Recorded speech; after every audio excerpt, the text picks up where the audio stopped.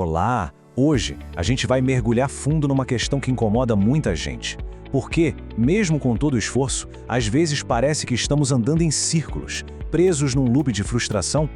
A resposta, olha, não está na força de vontade, mas em como o nosso cérebro interpreta a realidade. Quem chega até aqui, com certeza, é porque não se contenta com respostas fáceis.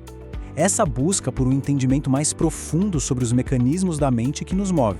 E é exatamente essa curiosidade que vamos explorar hoje. Sabe aquela cena? É segunda-feira de manhã, foco total, a promessa de uma semana super produtiva.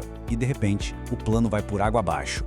Uma notificação no celular, uma olhadinha rápida nas redes sociais e quando a gente se dá conta, o tempo voou, nada foi feito e a frustração, essa bate com força. O problema, na maioria das vezes, não é falta de vontade ou de disciplina. A questão é bem mais sutil. O que acontece é que muitas vezes estamos operando a partir de uma camada da realidade que simplesmente impede o progresso, sem nem saber que existem outras. Para começar, é preciso entender uma verdade fundamental sobre o nosso sistema nervoso. A realidade que a gente percebe não é pura.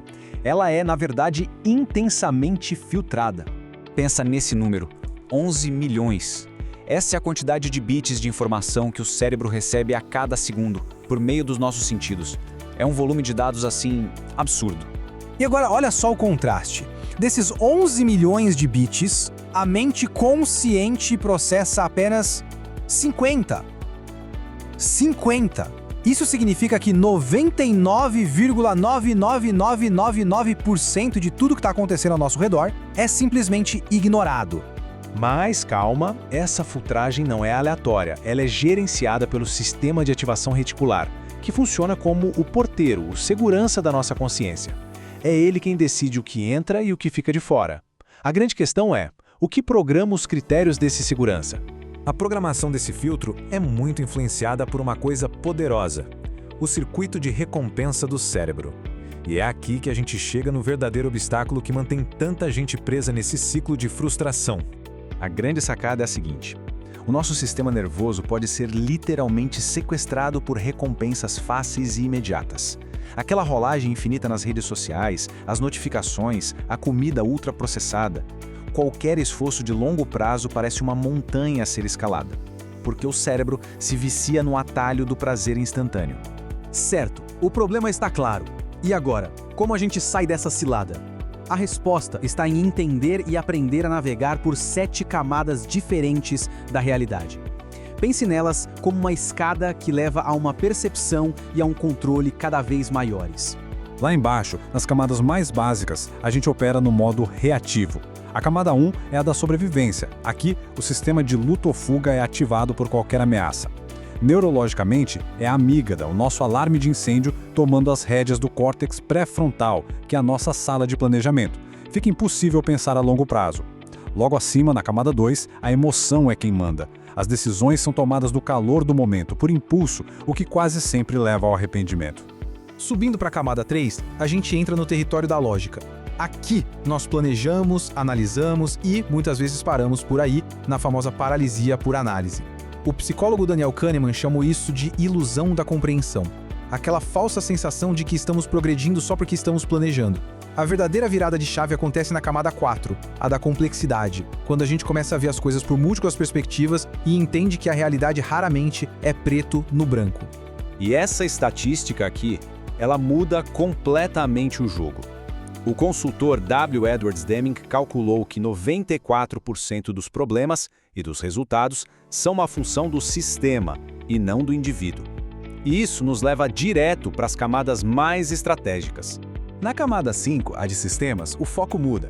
A gente para de tentar consertar comportamentos e começa a desenhar ambientes.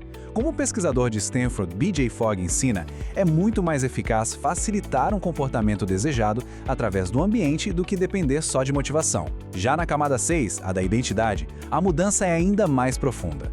A pergunta muda de o que eu tenho que fazer para quem eu preciso me tornar. A pesquisa de Carol Dweck mostra que, quando mudamos a crença sobre quem somos, os comportamentos se alinham naturalmente. Essa citação icônica do psiquiatra Viktor Frankl é a porta de entrada para a camada final, a força que organiza todas as outras. E aqui chegamos ao topo, a camada 7, o propósito. Como Frankl observou, Ter um sentido claro na vida é a principal força motivacional humana. O mais incrível é que a ciência hoje confirma isso. Estudos associam um forte senso de propósito a maior longevidade e bem-estar, chegando a reduzir em até 15% o risco de mortalidade por todas as causas. É um poder imenso.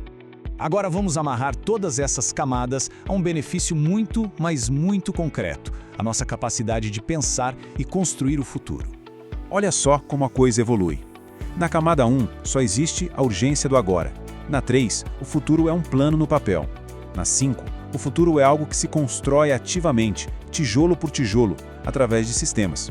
E na 7, o futuro desejado deixa de ser algo a ser perseguido e se torna uma consequência natural das ações diárias, guiadas por um porquê maior.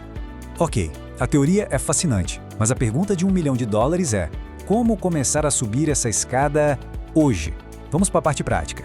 São 4 passos simples para começar. Primeiro, mapear a lente atual. Diante de um desafio, a pergunta é: estou operando a partir do medo? Da emoção? Da lógica pura?